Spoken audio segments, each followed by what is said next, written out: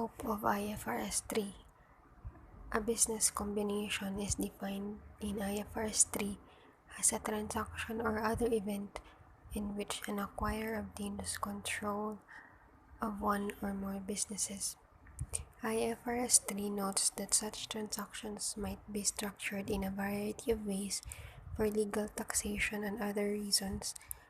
It could involve one or more businesses becoming subsidiaries of an acquirer, or the net assets of one or more businesses being legally merged into the acquirer, one entity transferring its net assets or its owners transferring their equity interests to another entity, all of the entities transferring their net assets to a newly formed entity, and the group of former owners of one of the entities obtaining control of the combined entity.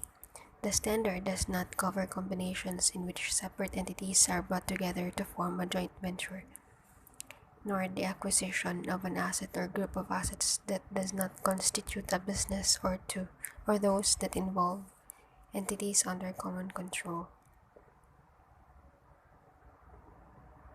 The combination can be effected by the issue of equity instruments, by the transfer of cash or other assets, by incurring liabilities, or a combination of these.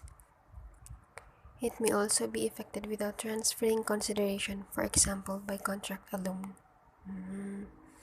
The transaction can be between the shareholders of the combining entities or between one entity and the shareholders of the other entity.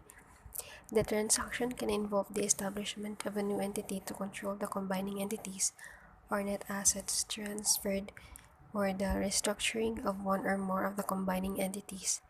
However, a new entity formed to effect a business combination is not necessarily the acquirer.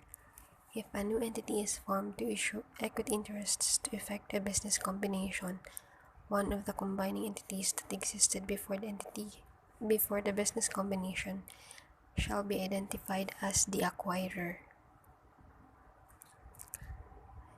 Point number 4. Whenever the substance of the transaction falls within the definition of a business combination, the requirements of IFRS 3 apply regardless of the particular structure adopted for the combination. Point 5. The exclusion of transactions involving entities under common control has the effect of scoping most group reconstructions out of the standard. And number 6.